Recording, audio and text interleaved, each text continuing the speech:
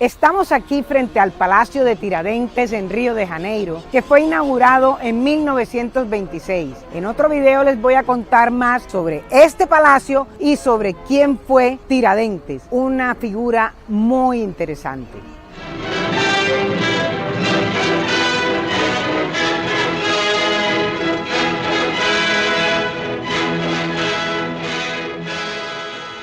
Río de Janeiro, o como casi todos la llaman, Río, es la segunda ciudad más grande de Brasil. Por su riqueza histórica, parte de ella es patrimonio cultural e histórico de la humanidad. A sus habitantes se les llama cariocas. Originalmente fue habitada por 4 pueblos indígenas, que fueron siendo desplazados cuando llegaron los europeos. Pero aquí ocurrió un fenómeno muy distinto. Los naturales no se dejaron ni esclavizar ni masacrar, se fueron hacia adentro de la espesa selva a donde pudieron preservarse. Veamos algo del periodo colonial. Debe su nombre a que los portugueses descubrieron la bahía de Guanabara en enero de 1502. Río de Janeiro significa río de enero. Se dice que Américo Vespucio iba en esa expedición. En 1555 llegaron 500 colonos franceses a los alrededores, se establecieron en una isla bajo el mando de un almirante francés, pero los portugueses sintieron que la colonia francesa era una amenaza para ellos, por lo que los atacaron en 1560 y fueron expulsados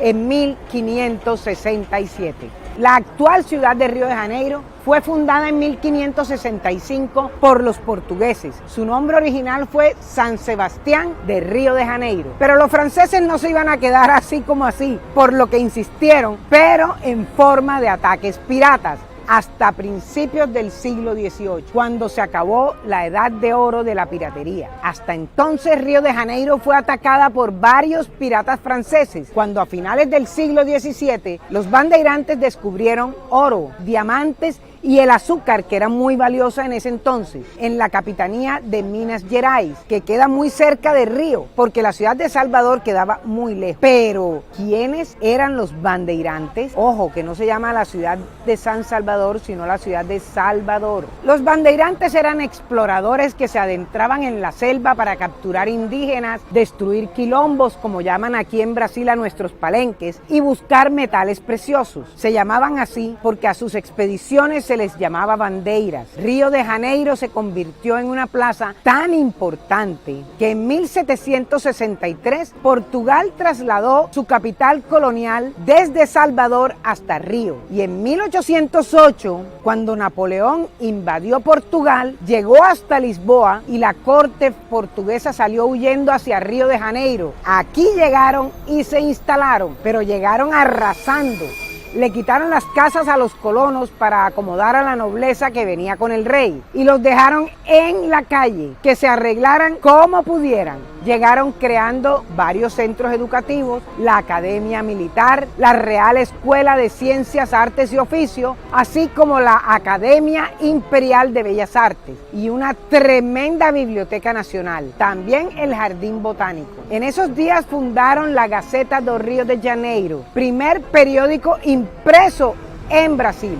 En 1815 Brasil fue convertido en un reino y Río se convirtió en la capital del Reino Unido de Portugal y Brasil. Cuando la familia real regresó a Lisboa en 1821, Río siguió como capital del Reino de Brasil. Fue un centro esclavista. Se estima que entre 1811 y 1831 llegaron entre 500,000 y 1,000,000 de esclavizados aquí a Río. Se cree que por aquí entró la mayor cantidad de esclavizados africanos a América. En 1822, el príncipe Pedro, hijo de Juan VI de Portugal, proclamó la independencia de Brasil y Río pasó a ser la capital del imperio. El joven monarca, que era ambicioso y había sido criado aquí, les recomiendo leer el libro de Javier Moro que se llama El Imperio Eres Tú, que es sobre su biografía y es fascinante. Durante este tiempo, la región se enriquecía con la caña de azúcar y el café que apenas comenzaba aquí en Brasil. En Río de Janeiro tuvo lugar toda la actividad política importante. Aquí llegó la corte portuguesa, aquí se proclamó la independencia y después, a finales del siglo XIX, aquí comenzaron los movimientos para abolir la monarquía e instaurar la Primera República. La ciudad comenzó a desarrollarse, se construyeron estaciones de tren urbano para el transporte público, se instaló la iluminación de gas y cuando llegó la electricidad, esta se cambió por las modernas bombillas eléctricas.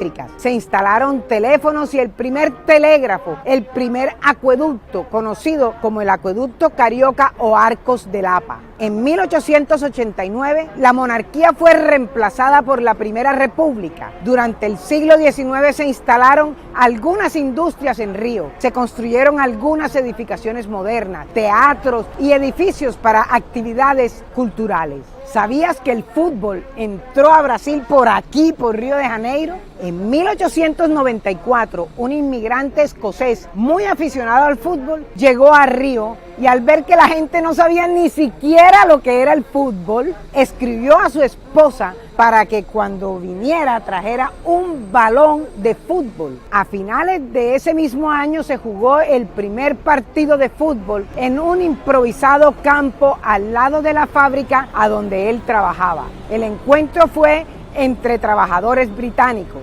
Una demostración para que los locales conocieran el deporte y estos quedaron tan encantados que el resto es historia. Ustedes la conocen, no tengo que contárselas, pues el fútbol es hoy parte fundamental de la identidad nacional de Brasil. Cuando se estableció la Primera República en 1889, mediante un golpe de estado al emperador Pedro II, Río estaba muy atrasada, especialmente en el saneamiento básico, por lo que se propagaban muchas enfermedades y epidemias, hasta que llegó un alcalde que demolió los barrios más pobres, trasladando a sus habitantes, en su mayoría descendientes de los antiguos esclavizados, a las colonias, y así se crearon las primeras favelas. Se obligó a los cariocas a vacunarse y la ciudad se encargó de fumigar los vectores causantes de las epidemias, forzando la entrada a las casas, lo que molestó a los vecinos y se rebelaron contra el alcalde, en lo que se conoce como la revuelta de las vacunas. Hubo otros alzamientos. Ya les dije que Río era el sitio más político del país. Aquí en Río comenzó también la revuelta que dio inicio a la era de Getúlio Vargas en 1930.